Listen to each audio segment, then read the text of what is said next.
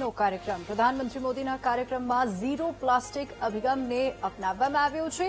કાર્યક્રમ સ્થળ પર પાણીની બોટલને બદલે માટલા મૂકવામાં આવ્યા અને સ્થાનિક કલાને પ્રોત્સાહન આપવા વાંસનો ઉપયોગ કરવામાં આવ્યો છે। ઇન્ડોર સ્ટેડિયમનું મુખ્ય બેકડ્રોપ રિસાયકલ કરેલા કપડામાંથી તૈયાર થયું છે, જો કે ફ્લેક્સ બેનરના બદલે હાથેથી રંગાયેલા હોર્ડિંગ્સ અને વેસ્ટ ટુ વન્ડર શિલ્પો પણ બનાવવામાં આવે છે।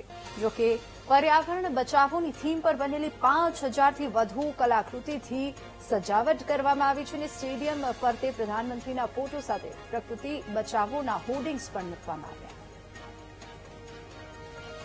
આજે વિશ્વ પર્યાવરણ દિવસના દિવસે જે પ્રધાનમંત્રી નરેન્દ્ર મોદી દક્ષિણ ગુજરાતના પ્રવાસે આવી રહ્યા છે અને પહેલો પ્રવાસ સુરતથી તેઓ કરી રહ્યા છે, ત્યારે સુરતના ઇન્ડોર સ્ટેડિયમ ખાતે ખાસ 18,000 કરોડથી વધુના વિકાસના કાર્યોનું તેઓ લોકાર્પણ અને ખાતમુહૂર્ત કરવાના છે। ત્યારે તેની જે આખી સજાવટ કરી છે તે એક અનોખી રીતે જોવા મળી છે। વિશ્વ પર્યાવરણ દિવસ તરીકેની ઉજવણી સાથે સાથે કરાતી હોય તે પ્રકારની આખી આ સજાવટ તેમાં જોવા મળી રહી છે।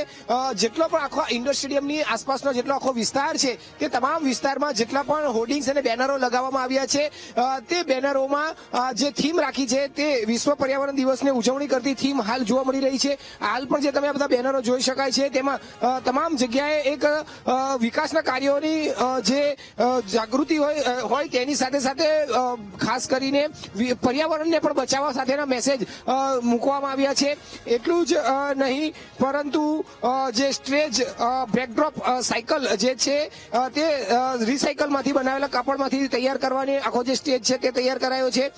સાથે સાથે જે આખું અહીં કહી શકાય કે ઝીરો પ્લાસ્ટિકની નીતિ અપનાવવામાં આવી છે। સાથે સાથે પ્રધાનમંત્રીના કાર્યક્રમમાં 2000થી વધુ લોકોને સાયકલ યાત્રા કરીને આવવા માટે આહવાન કરાયું છે, એટલે એ લોકો સાયકલ યાત્રા થકી આવશે। એટલે અત્યારે જે તાળામાર તૈયારી જે છે તે અત્યારે હાલ અહીં પ્રધાનમંત્રીના આવકાર માટે જોઈ શકાય છે અને સાથે સાથે વિશ્વ પર્યાવરણ દિવસની પણ ઉજવણી કરવામાં જોવા મળી રહી છે। એટલું જ નહીં પરંતુ 2000 લોકો જ્યારે સાયકલ પર આવશે ત્યારે પાણીની બોટલ સભા સ્થળે રાખવામાં આવશે નહીં, પરંતુ જે છે તે અહીં સમગ્ર આખા આ કાર્યક્રમના સ્થળની અંદર ને આજુબાજુ બહાર